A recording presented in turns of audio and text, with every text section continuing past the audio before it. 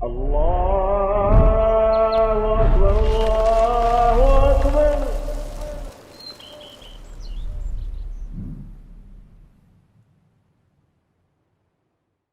Assalamu alaikum wa rahmatullahi wa barakatuh. Ya ayyuhal muslimun. To the long-time listener and first-time visitor, we welcome you to this episode. Now, without further ado, let's get into it. Bismillah, alhamdulillah, wassalatu wassalam ala rasulillah, Sayyidina Muhammad wa ala alihi wa sahbihi ajma'in, wa man tamassaka bi sunnatihi ila yawm ad-din. Thumma amma ba'd. Alhamdulillah, alhamdulillah ala ni'mat al-Islam wa sunnah. All praise and thanks belong to Allah subhanahu wa ta'ala for the bounty of Islam and the Sunnah, for guiding us to Islam and to the Sunnah. This is a ni'mah, azim, kabira. This is a great and tremendous bounty. And we thank Allah subhanahu wa ta'ala for bestowing this bounty upon us. Allah subhanahu wa ta'ala, He says in His noble book, Ya ayyuhal ladhina amanu كتب عليكم الصيام كما كتب على الذين من قبلكم لعلكم تتقون. Allah Ta'ala, He says, what means, O you who believe, we have written fasting upon you as we have written it upon those who came before you, so that perhaps you will attain piety, so that perhaps you will be pious, have taqwa. Kutiba, it has been written upon you, as the ulama of tafsir, they explain, this is from those articulations which indicate an obligation. So this fasting, it is an obligation upon us. And this is the fasting in the month of Ramadan. Now, as we know, Ramadan is fast approaching. So it is incumbent that we prepare ourselves and we get ourselves ready for Ramadan. And there are many ways in which we can go about doing that. And bi'idhnillahi ta'ala, from here until, masha'Allah, we want to speak about those affairs that are connected and linked to fasting, especially on this particular day, this particular class. We're going to have a subject matter, bi'idhnillahi ta'ala, from now until, masha'Allah, about fasting, and those affairs that are linked to fasting.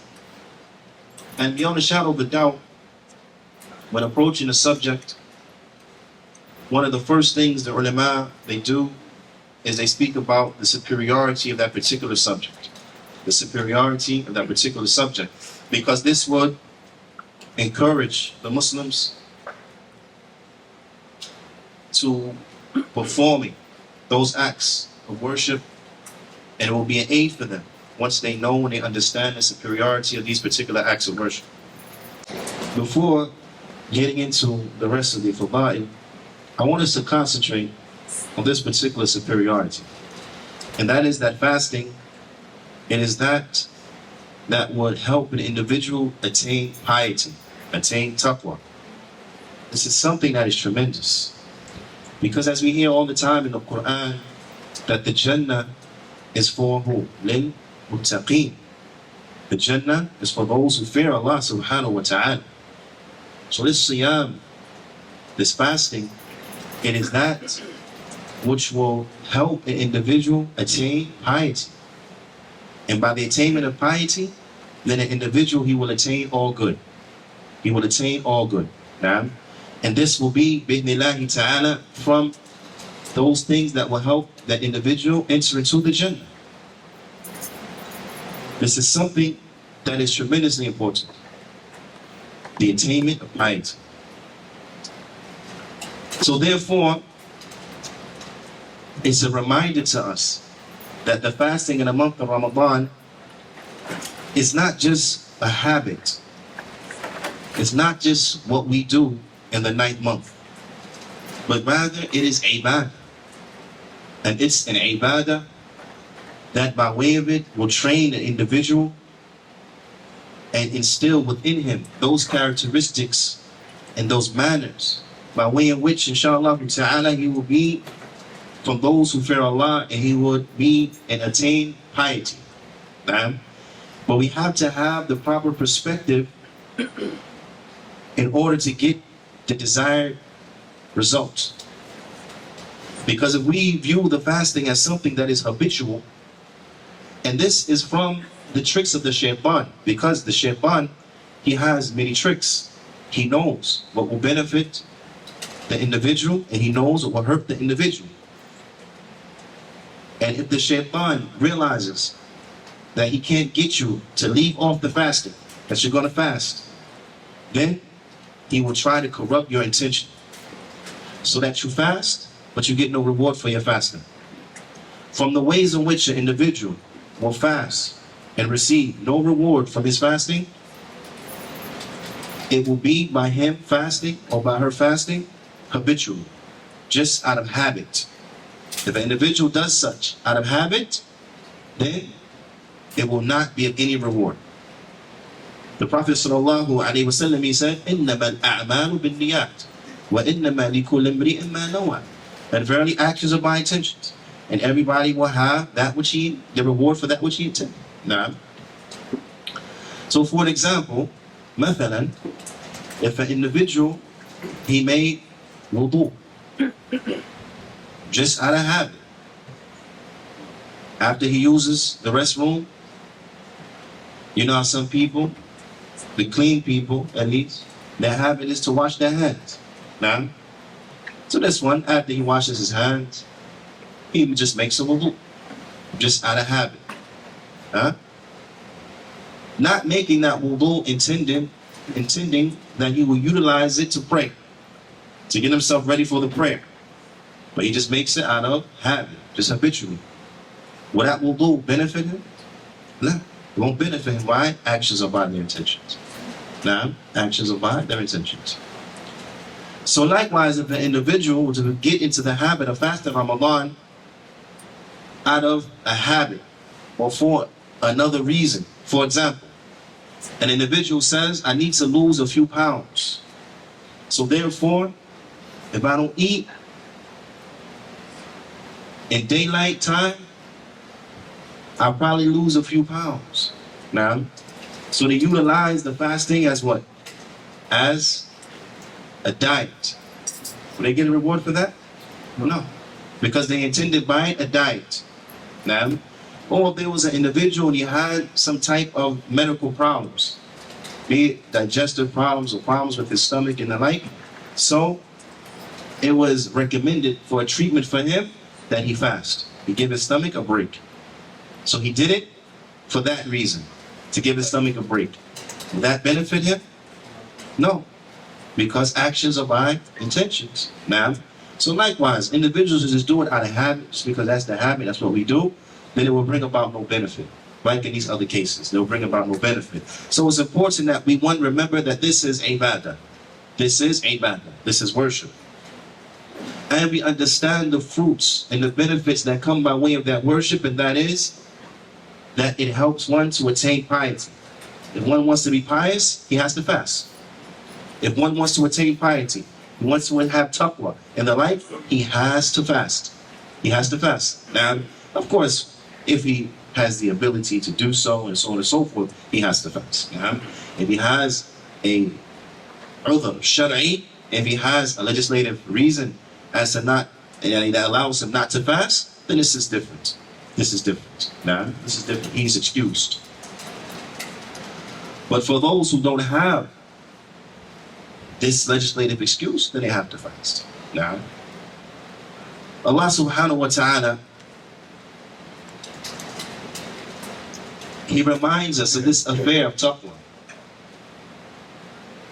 When He mentions to mankind, as Allah subhanahu wa ta'ala, He says, يا أيها الناس اعبدوا ربكم الذي خلقكم والذين من قبلكم لعلكم تتقون.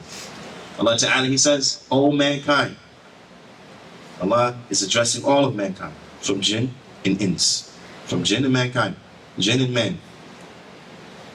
O mankind,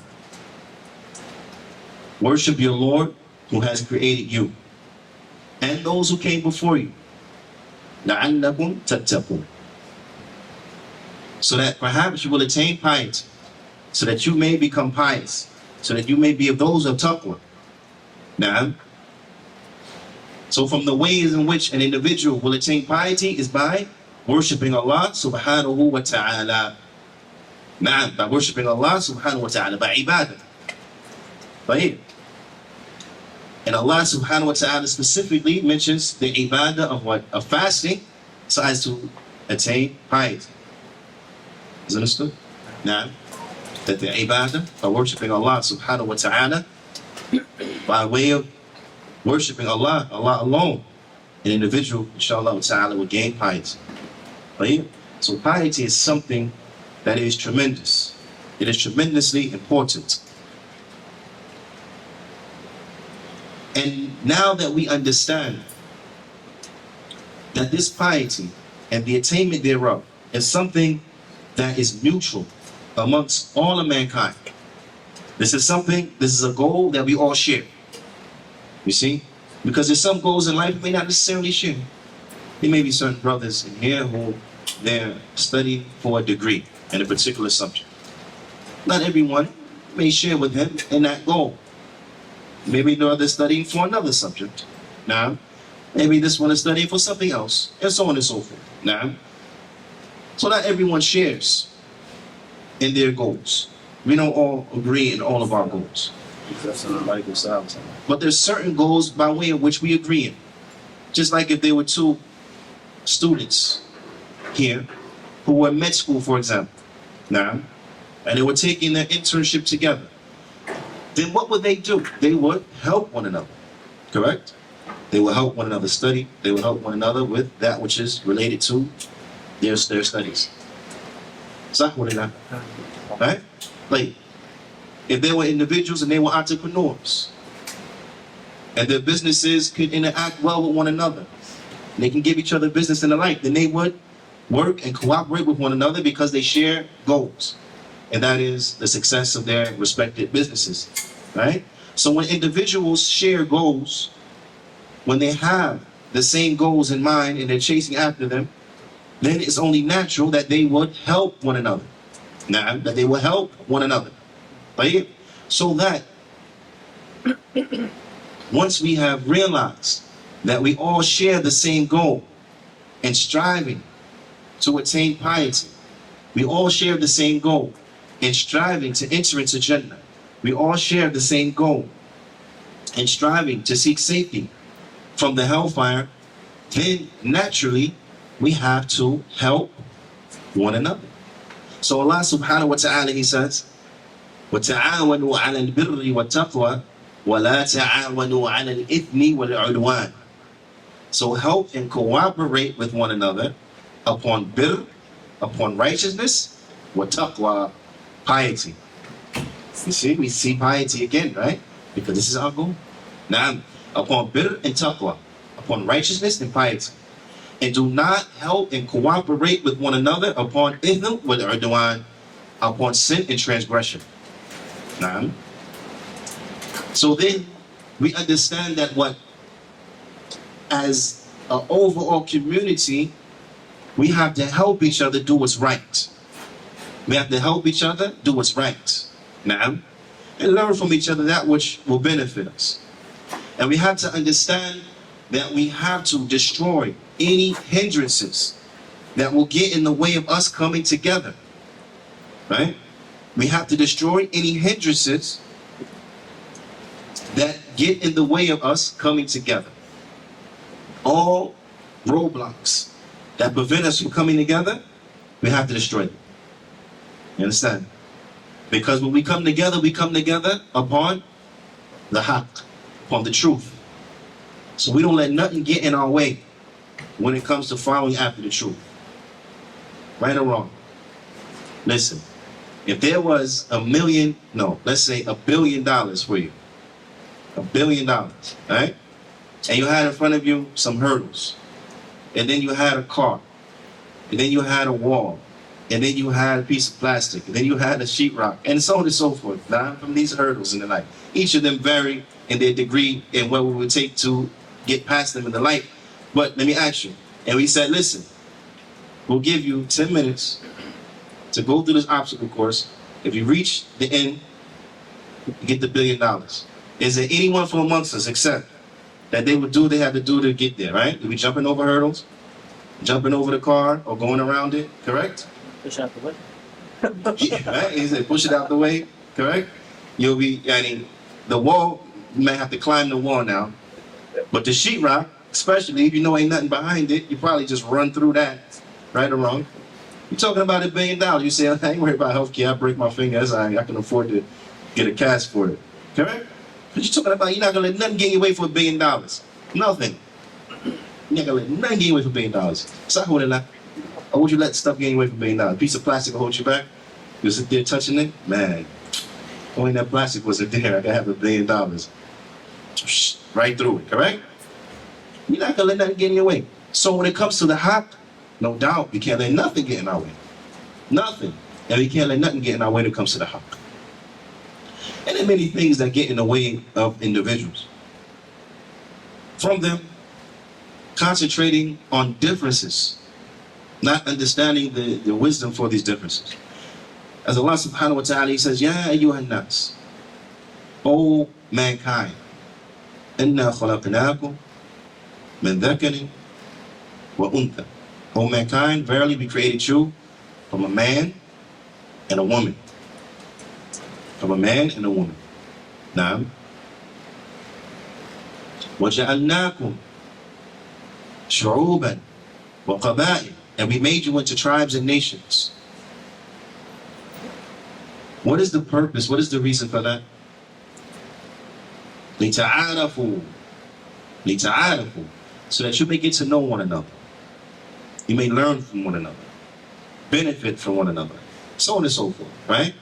Not to utilize those differences as an excuse to flee from one another, to have disunity with one another, to claim superiority over one another. Now, because remember, our asl is one. Min dhakarin wa untha. From a man and a woman. That man, Adam, alayhi salatu wassalam. That woman, our mother, Hawa, alayha salatu wassalam. Now, our origin is one. We trace it back. We have the same father and mother. You understand? And our father Adam, he was from Turab. He was from Turab.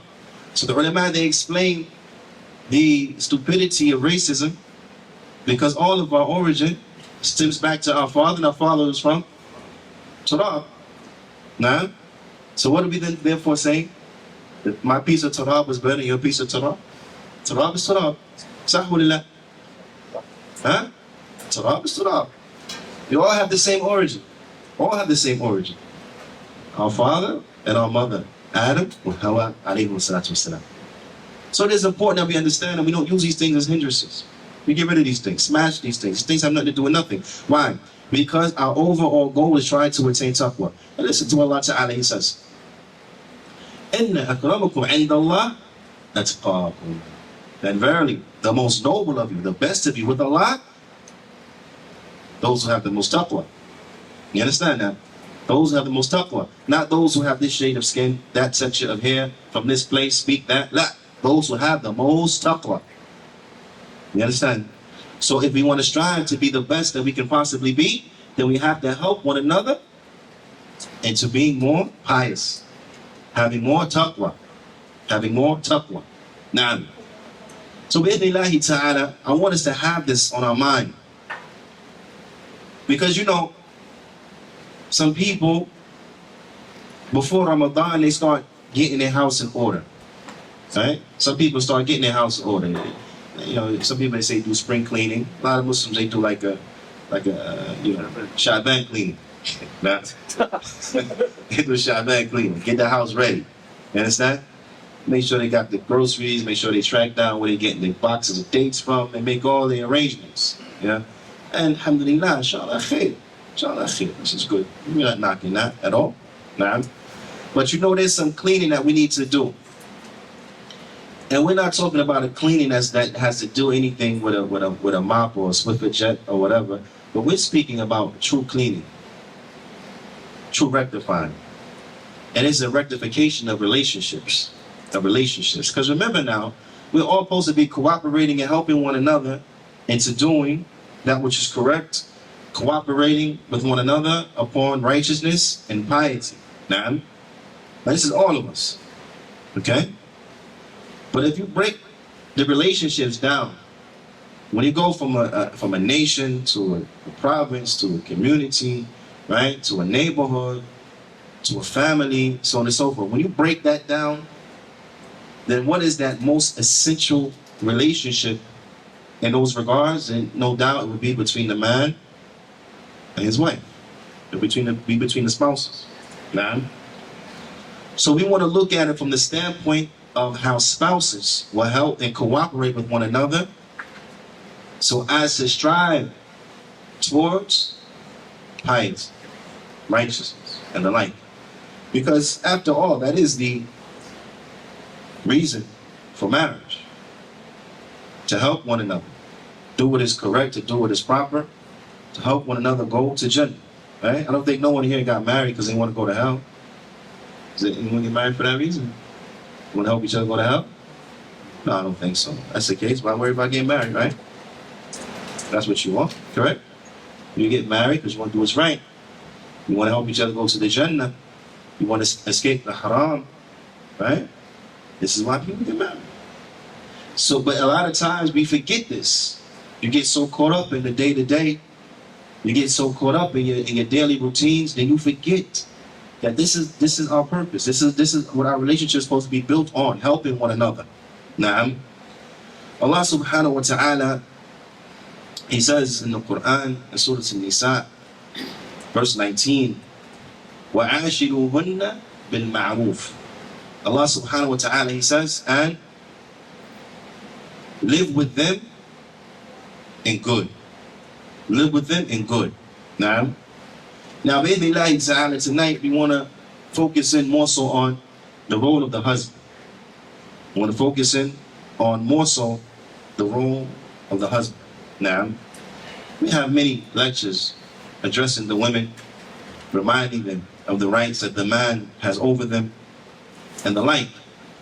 But a lot of times you find that the rights of the women are not necessarily supported in the same fashion. Now, we may hear things addressing the women, reminding them how they have to obey their husband, reminding them that they're not allowed to let people inside the homes of their husbands without their permission, and so on and so forth. Now, reminding them that when they are called, then they have to respond, and so we don't want to focus on this right now. We want to talk to the brothers, inshallah ta'ala, for a little bit, inshallah ta'ala. Allah subhanahu wa ta'ala, He says, and live with them in good. Live with them in good. Imam Hussein, rahmatullah alayhi, he explains the full scope and the meaning of this, and live with them in good. Na'am. He says, وَهَذَا يَشْمَلُ الْمَعَاشِرَ الْقَوْلِيَّةِ وَالْفِعْلِيَّةِ. He says this encompasses the living with one another with respect to statements and actions. Treating them good with statements and actions. Na'am. فَعَلَى زَوْجٍ. The Shaykh, he says, so it's upon the husband and يُعَاشِرَ زَوْجَةً بِالْمَعْرُوفِ. So it's upon the husband to live with his wife upon good.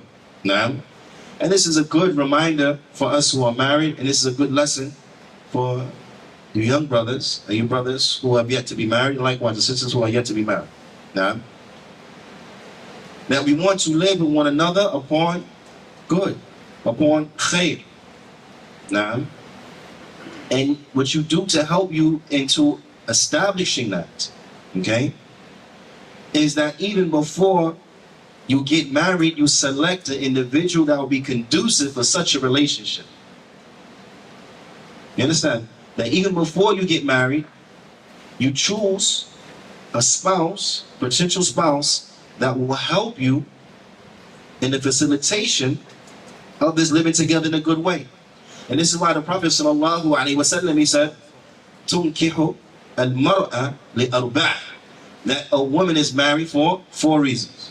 4 reasons. Now, the Prophet sallallahu alaihi wasallam, he said, "Limaliha," because of her money, "Walihasabiha," and because of her lineage, "Walijimaliha," and because of her beauty, "Walidiniha," and because of her religion. Now, the Prophet sallallahu alaihi wasallam, he didn't just leave it like that. Like these are the 4, take your pick. But rather he sallallahu alaihi wasallam, he gave us guidance. So he said, "Fadfar bidhati din."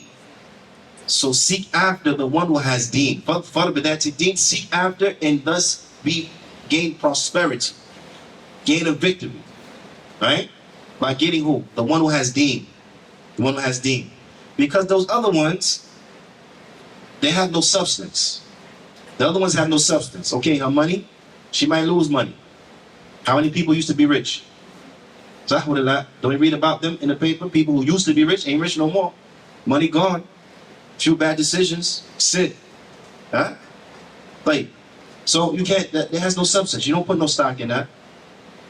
And then at the end of the day, what is that? It's nothing. It's dunya. It's going to go anyway. Right? Like, or her lineage. What is that going to benefit? The lineage. Really, there's no benefit in that. You understand? It's like a 2-headed snake. It might benefit you, or it might come back and bite you. Right? You marry her for her lineage, and then maybe her lineage better than yours, and then something happens, and now the father don't like you no more. He reminds you, you ain't even from our standard of people anyway. Huh? See, that's putting stock in the wrong things. Because the one who has understanding, then he realizes, you can't about no lineage, all that stuff like that. It's about the one that's taqwa. It's about the one who, he's good in with Allah. Not the one who's good amongst mankind. You be good amongst mankind, but your standing with Allah is not that. What's that going to benefit you? Mankind had a good opinion. Nothing. Right? So the one who's wise, he don't care what mankind thinks, so therefore these things don't mean nothing to him. Good lineage, bad lineage, you don't care, whatever. They fear Allah or not. That's what's muhim, that's what supports it. But the beauty, I gotta get into that. Right? That which is beautiful after a while just becomes regular. Sahulillah. Right or wrong? Person get a brand new beautiful car, right? Brand new beautiful luxury car. He's so in love with the car, 6 months, a year down the road, that's just my car. All them extra features you was, talking to your friends about. Oh, look, I got this. Oh, look, I got that. Look, I sync. I can just talk, and you're talking to people on the phone, that. After a year or so, it's just like, yeah, so what? You don't even care about that no more, right? Oh, look, I got built-in GPS. After a year, you don't even use GPS.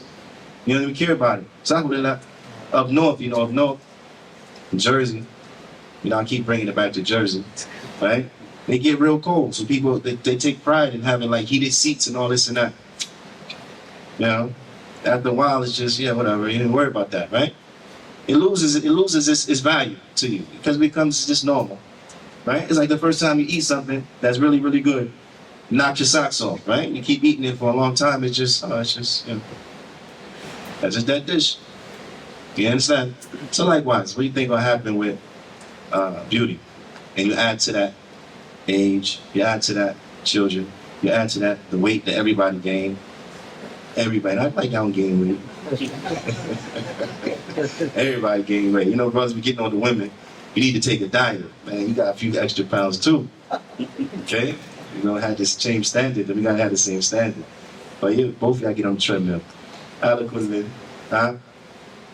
So we know we can't put no stock in that. So the Prophet ﷺ says, so seek after the one. Not just seek after, but seek after to be, to attain prosperity.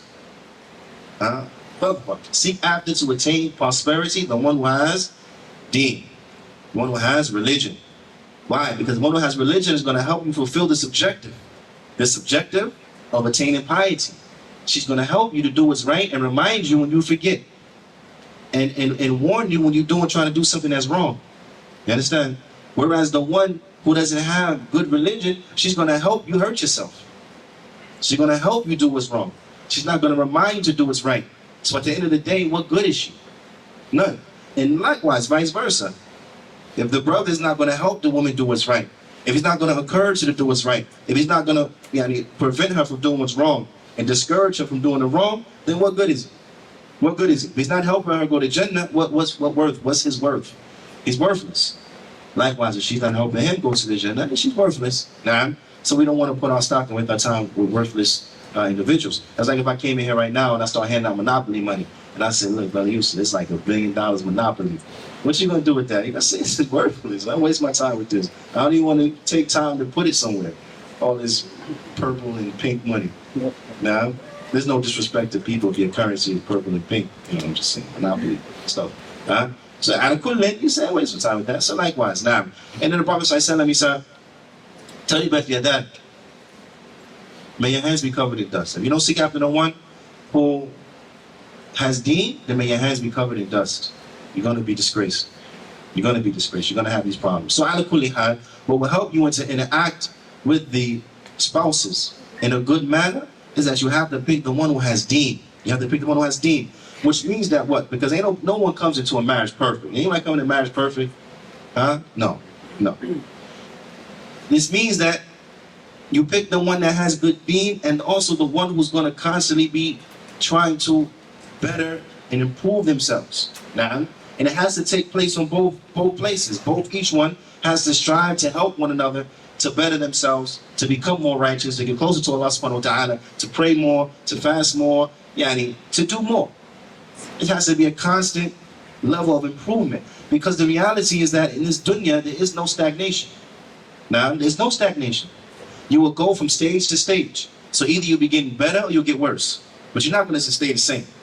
Either you'll be getting better or you'll be getting worse. Now, and this is the reality. So you want individuals that are going to help you get better and get better and get better, not those who are going to drag you down and you're getting worse and worse and worse. So this is why we have to focus in on the one who has deen, because the one who has deen will help you to improve your deen. And this is what they say, that the reward for things will be appropriate to the actions. If you do something that's good, it leads to good. You do something that's bad, it leads to bad. You get somebody with deen, they help you with your deen. You understand? You understand the correlation? You get someone with deen, help you with your deen. They got good deen, help you with your deen. Now, and the opposite is the opposite. You understand?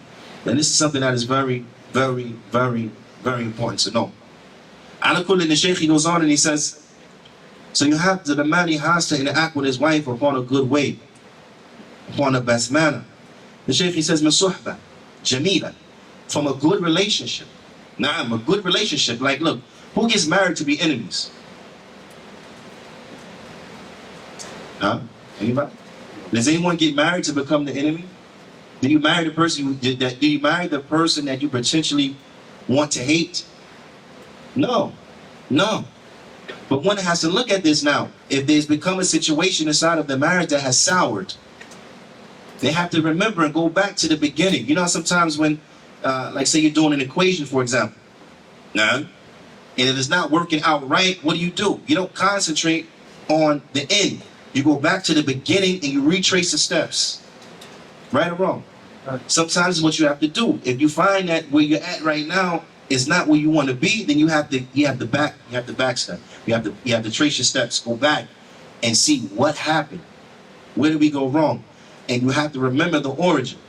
Is that you get married to what? To have a companion, to interact in a good way, to have that best friend.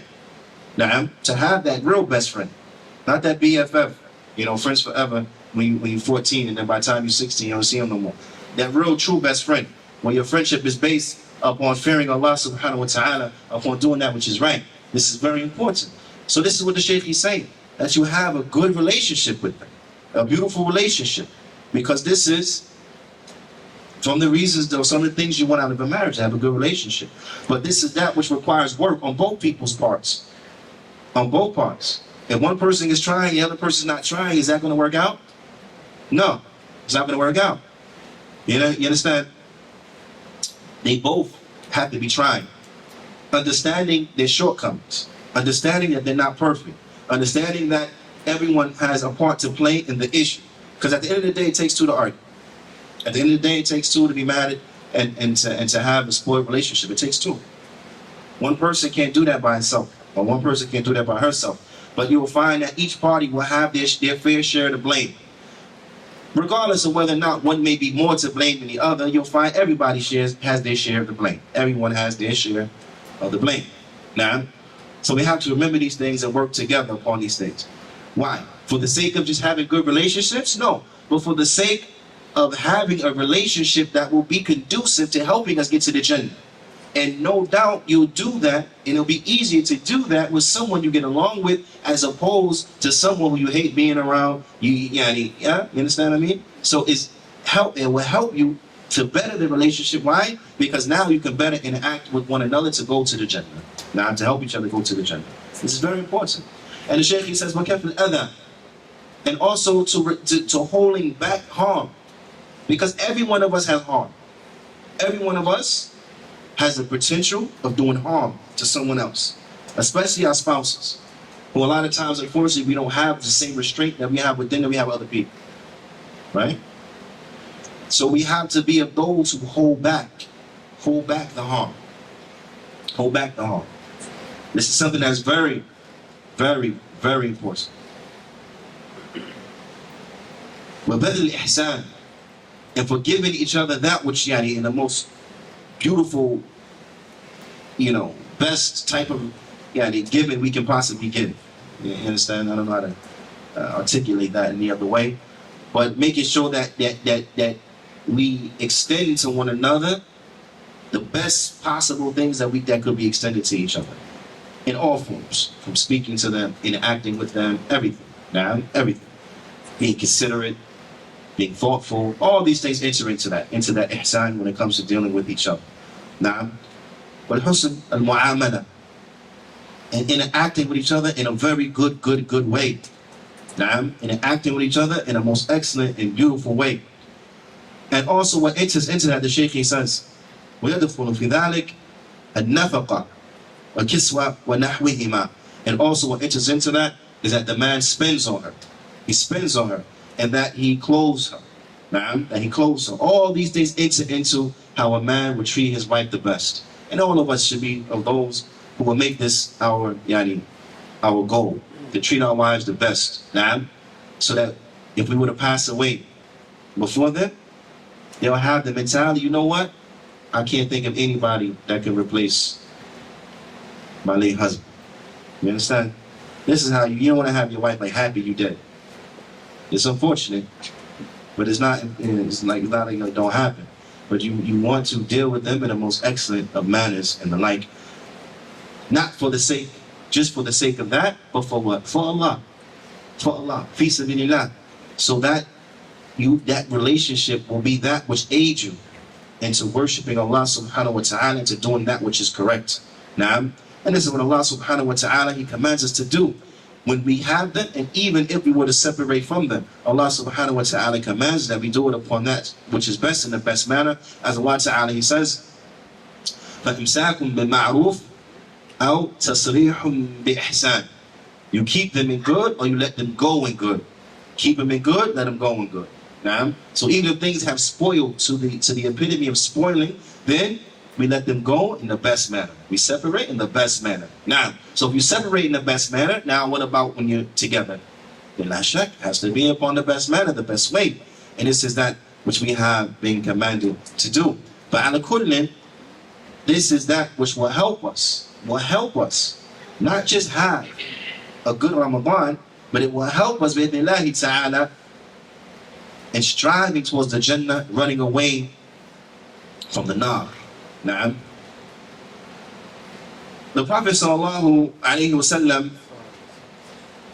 he says in a tremendous hadith, the hadith of Mu'adh radiyallahu ta'ala anhu, because you find that which is a catalyst for the fulfillment and excellent fulfillment of rights to others, rights to fellow human beings, and so on and so forth. The catalyst to that, and that which would make that possible and true, is that we have to first establish those rights that Allah subhanahu wa ta'ala has on us. That if we're concerned about the rights that Allah subhanahu wa ta'ala has on us, if we establish those rights, then every other right subsequently will be handled. But if you find that a person doesn't care about the rights that Allah subhanahu wa ta'ala has upon him, then why then therefore would he care about the rights that anybody else has upon him? If he don't care about his Lord, why he gonna care about somebody else? Now, you understand?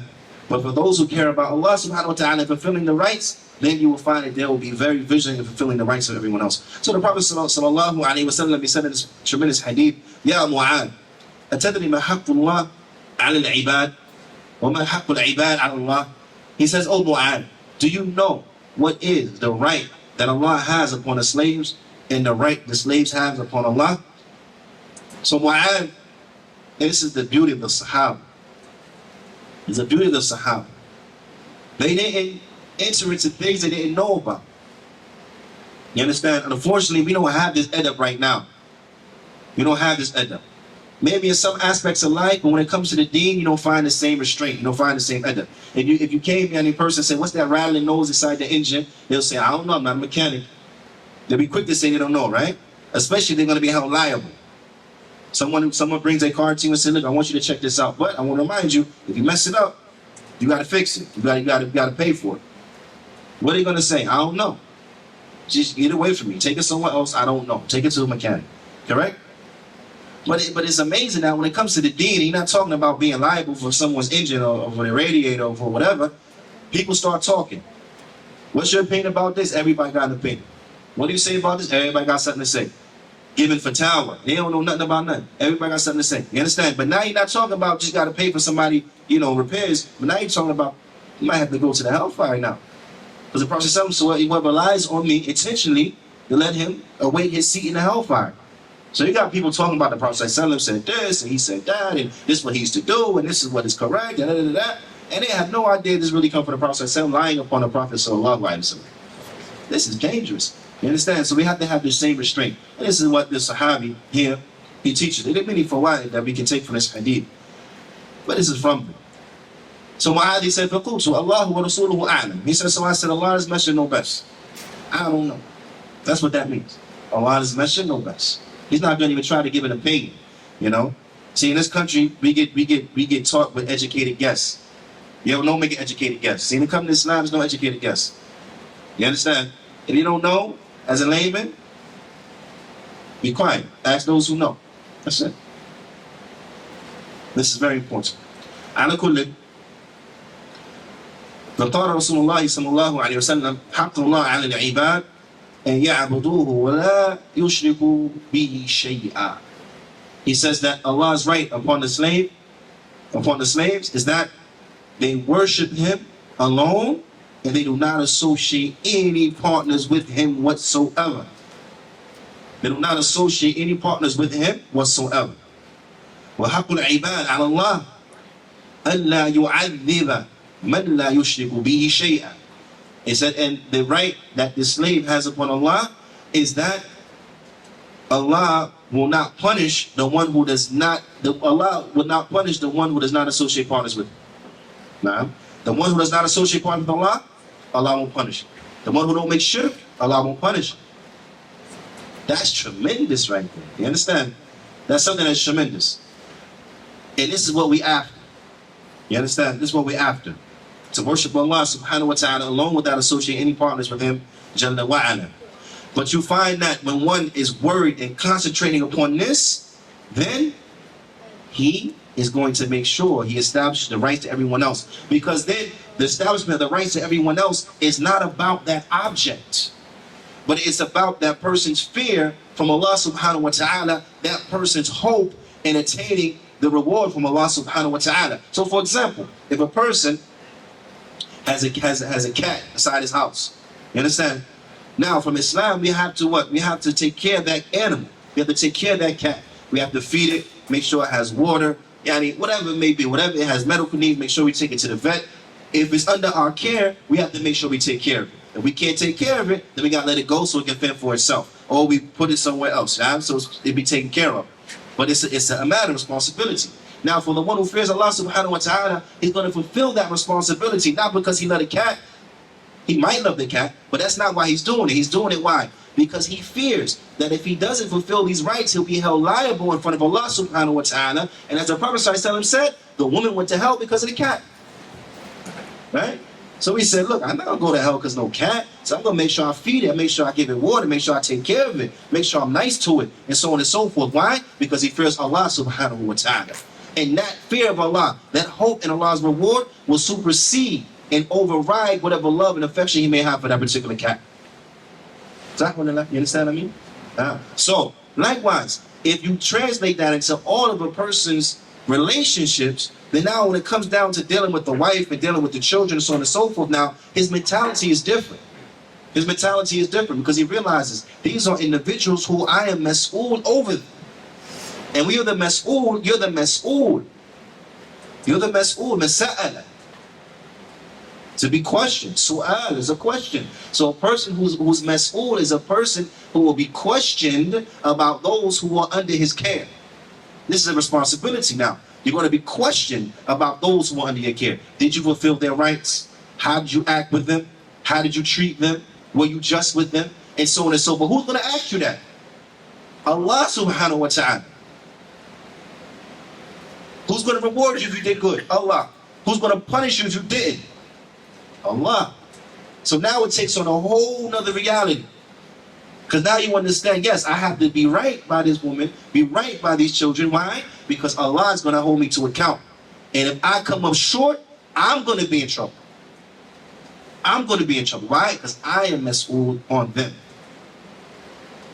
So it's important we remember these things. It's important that we never disconnect the relationships. Meaning, it's important that we always look at everything. And our main motivation is to do it for Allah. To do it for Allah. In everything we do. To do it for Allah. Now, to do whatever we're going to do in such a way that we feel comfortable going back to Allah with that. So when he speaks, he's saying things that he don't care. He don't care who hears it. Why? Because he's comfortable with that speech and taking that speech back to Allah subhanahu wa ta'ala. When he does actions, he don't care who see him because he know Allah already see him. So he does actions that he's comfortable with Allah witnessing. And we keep this in our minds and remember this, you will find tremendous changes in our lives.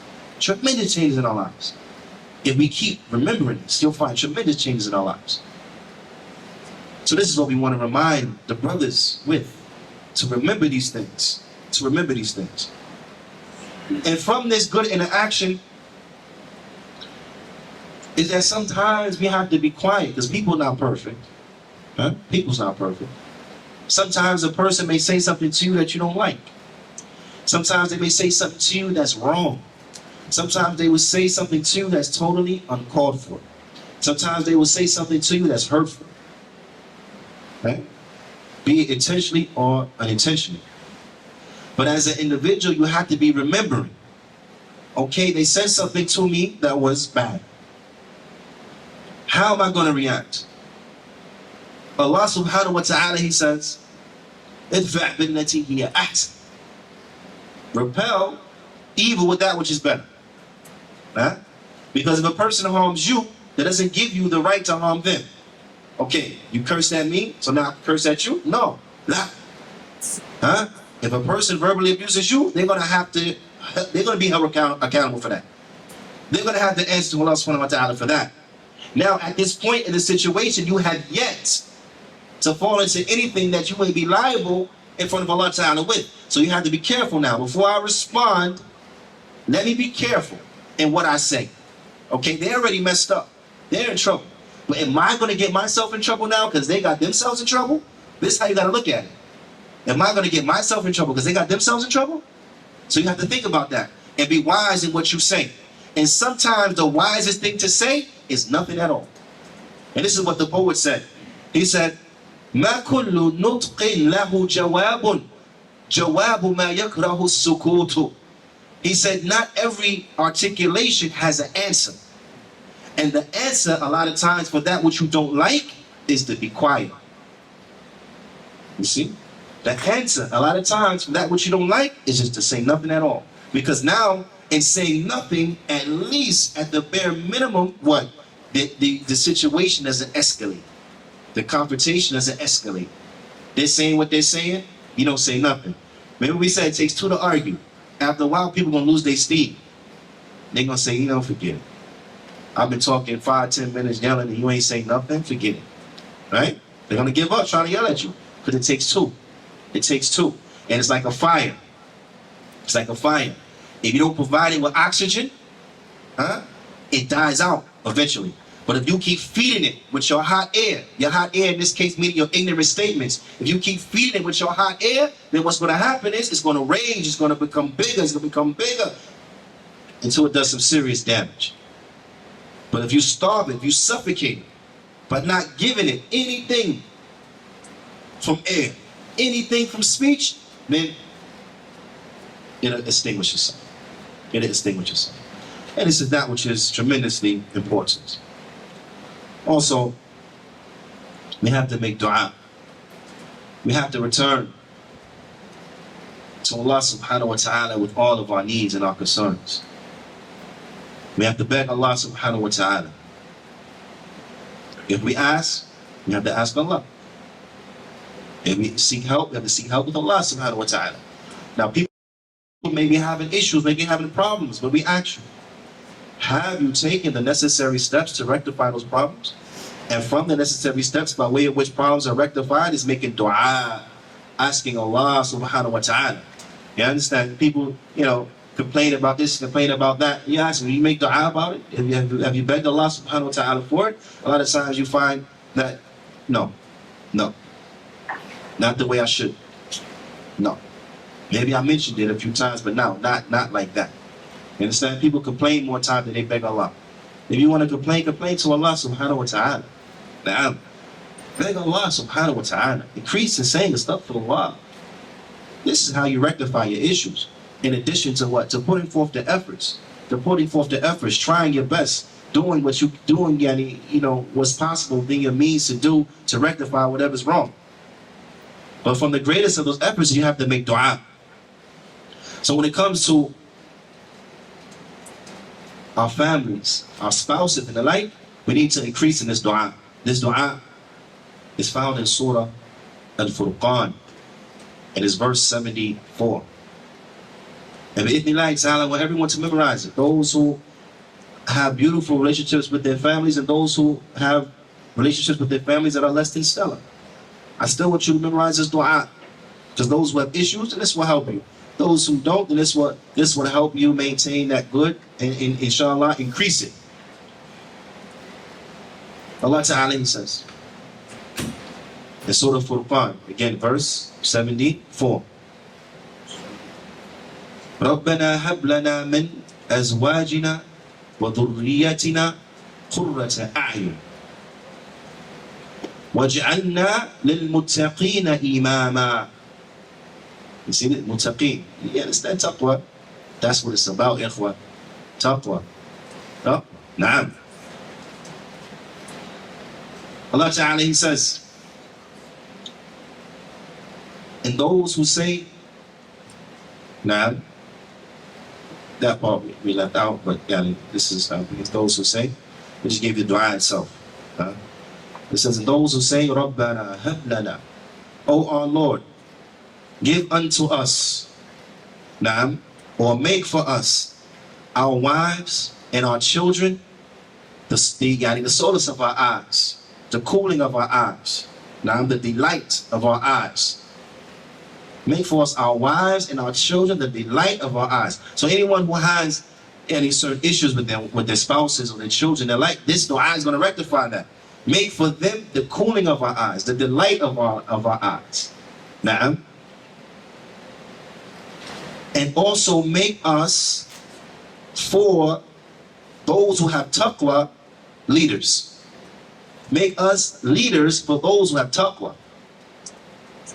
This particular portion of the ayah has in it hikmah, benefit, fawaid, thamarat, subhanallah, ajiba, azima, amazing, great, tremendous benefits that are contained from this dua. Qala Imam Sa'di. Imam Sa'di, he's explaining now the meaning of this dua, this portion, and the implications of it, because the implications of it are tremendous. Anybody who's having issues, having difficulties in their life, you just listen to what Imam Sa'di is saying. Because this is really what you're asking for. When you're making this dua, this is from what you're asking for. Yes, that your wives and your children be a delight for your eyes, be a cooling for your eyes, and so on and so forth. But by asking and make us the leaders of those who have taqwa, this is something tremendous. This is something tremendous. Imam Sa'di, he says, "Ay, awsilna ya Rabbana ila hadhihi daraja al-aliyah, daraja as-siddiqeen." This is what you're asking for. He says, you're saying, oh our Lord, give to us, make us of this high rank, the rank of those who are sincere, the rank of those who are sincere. When you go to those whom Allah subhanahu wa ta'ala has put his mercy upon, has put his bounty upon, now you will find at the top of them, an-nabiyyu, the prophets, right? The prophets, at the top of them, the prophets. What's the next level? As-siddiqun, the sincere. You understand what I'm saying? That the only level higher than the level of the siddiqun is the level of the anbiya. That's it. So when it comes to individuals like us who are not from the anbiya, then the highest level is what? To be from the siddiqun, to be from those who are sincere. Those who are sincere to Allah subhanahu wa ta'ala. And this is what you're asking for. Oh Allah, make us of this high level, make us of the siddiqun. Make us from them. Na'am. And then the Shaykh, he says, now I want you to listen to this. Because in order to be from the a'imma, in order to be from the imams and the leaders, because you're asking to make us lil muttaqeen imama. For those who have taqwa, make us an imam for those who have taqwa. So the Shaykh, he says, وَمِنَ الْمَعْنُومِ أَنَّ الدُّعَاء بِالْبُلُوغِ شَيْءٍ دَعَى بِهَا لَا يَتِمْ إِلَّا بِهِ.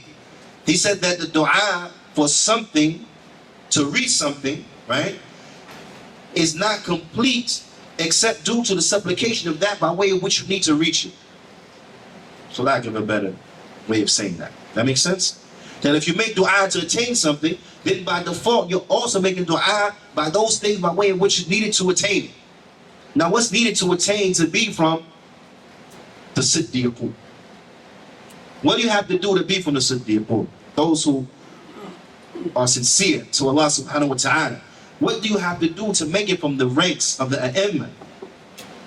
The a'imma fi deen. Now we're not saying an individual wants to make it to the a'imma fi deen so he can be in front of the people. No, this is not the intention. This is not the intention. Nah, to make it from the imams of the deen so you can be in front of the people, so you can become famous, so you can be this, so you can be that. People look to you like. That's not what a person worried about with that.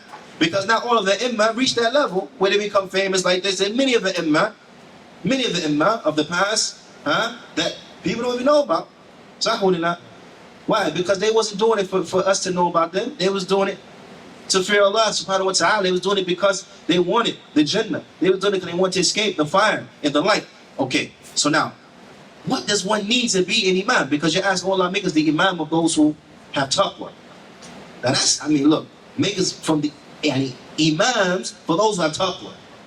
Now if the muttaqun go into Jannah, those who have taqwa go into the Jannah. Correct? What about the a'imma from the muttaqun? What about the imams from the muttaqeen? What about the imams? Of course they're going to Jannah. A high level of Jannah. The siddiqun, what level you think of Jannah is for them? High levels in Jannah. Now, and this is what you're asking for, to make our family like this. So now we look at the scope of this dua, you realize this is amazing dua. You're asking for the top. Oh Allah, make our families like this. Not just from the people who go into Jannah, not just from those who are pious, but from the leaders of the pious. The leaders of the pious who will enter into the Jannah. This is a tremendous dua. Because if Allah subhanahu wa ta'ala answers dua for you and your family, subhanAllah, what else is there after that? Honestly, what else is there after that? Nothing. Khalas. Allah answers that, it's nothing else. You don't need nothing else. You would have attained everything he was looking for. You would have been saved from everything he was running away from. Ala kulli, the Shaykh goes on and he says, وَدَرَجَ الْإِمَامَ فِي الدِّينِ لَا يَتَمُّ إِلَّا بِالصَّبْرِ But yaqeen, he said at this level of being imams in the religion, it is not attained except by having patience and by having yaqeen, certainty. By having yaqeen, certainty. Now, we're talking about that level. And remember we were talking about ihsan, reaching the levels of ihsan, which is the highest level. Remember we were saying that? And we were saying that a person will reach that level due to the strength of their iman and their yaqeen. The strength of their yaqeen, their certainty. Yaqeen, remember, how certain was it? Huh? Because Ish al-Ihsan, remind me. This is a test now. I'm sorry, I didn't say I'd be giving pop quizzes from time to time again. This is a test. لأن عندما سأل جبريل عليه الصلاة والسلام عن الإيمان فقال يا محمد خبرني عن الإحسان عفوا عن الإحسان فإيش قال النبي صلى الله عليه وسلم؟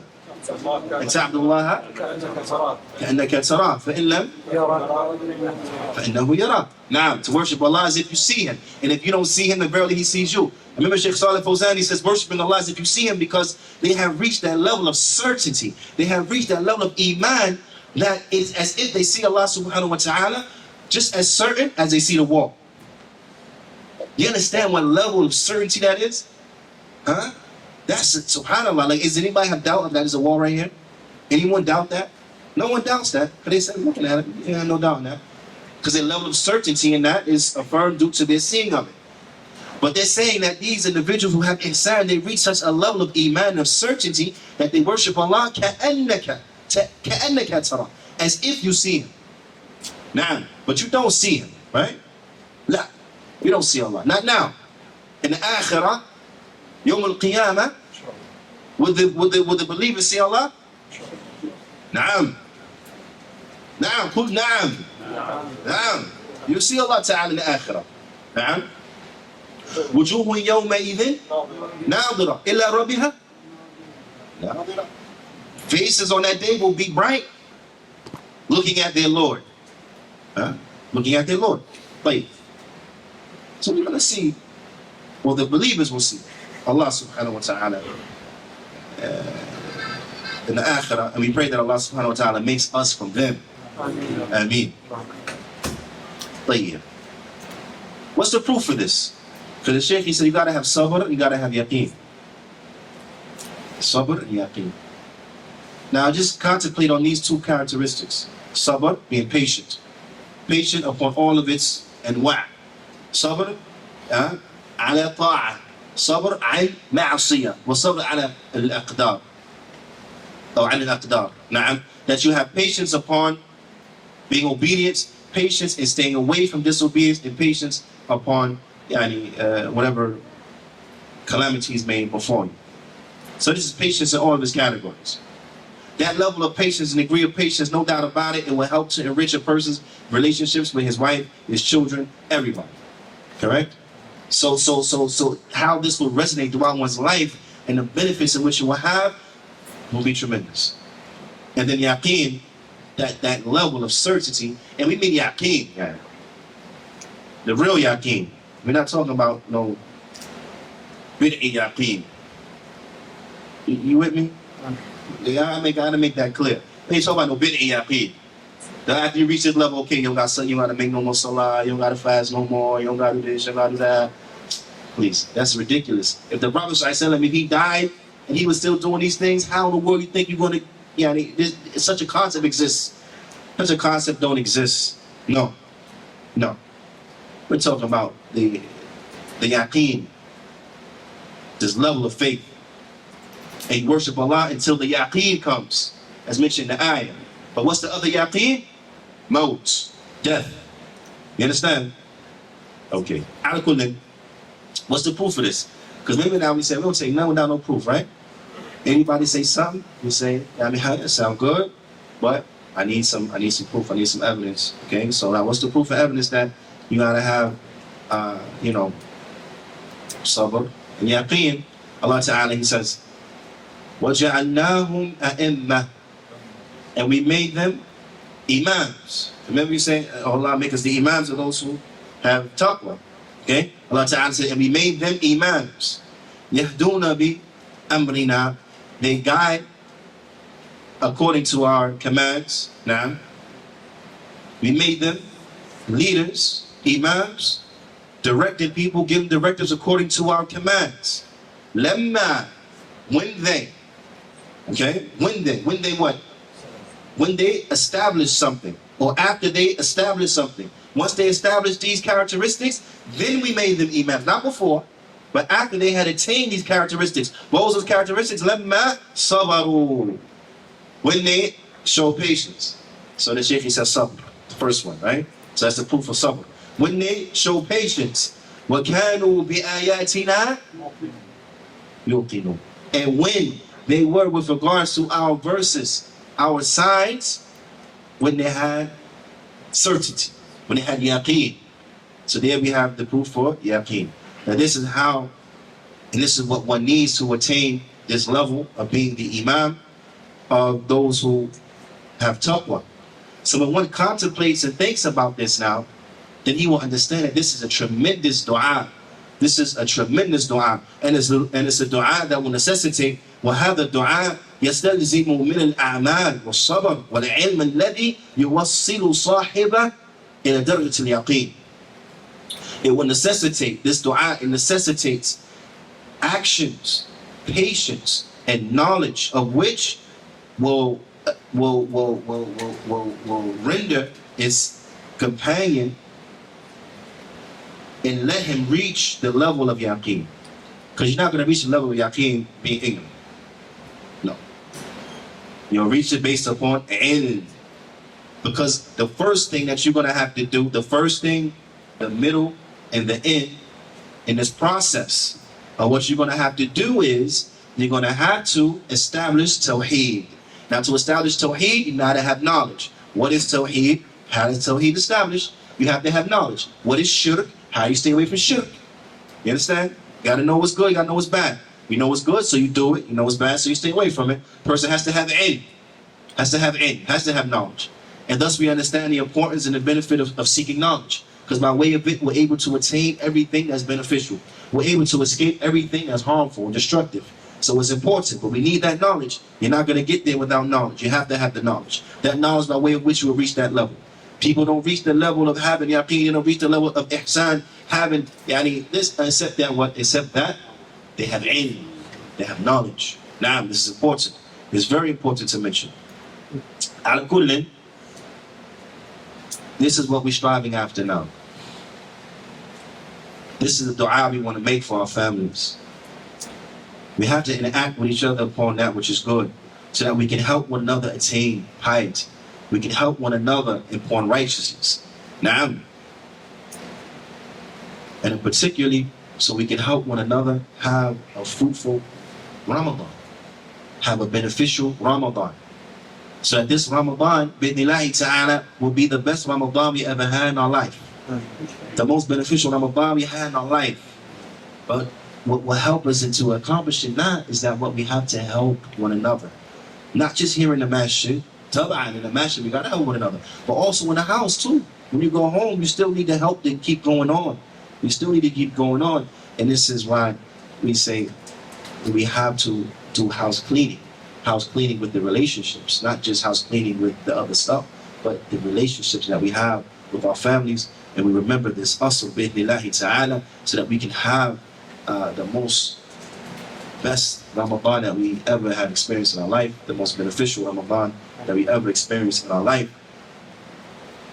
so that we can strive to learn, so that we are fasting correctly, doing that, everything correctly upon the Sunnah of the Prophet sallallahu alaihi wasallam. And this is will be a great aid and benefit that we all will have to help one another upon learning. What do we do? How do we do it? Reminding each other and the like. So this is what we would say a muqaddimah. This is just an introduction.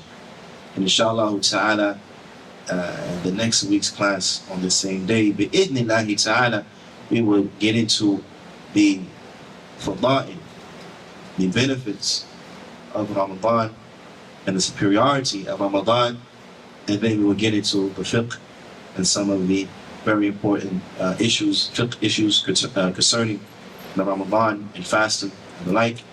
فنكتفي بهذا القدر وصلى الله وسلم على نبينا محمد وعلى آله وصحبه أجمعين.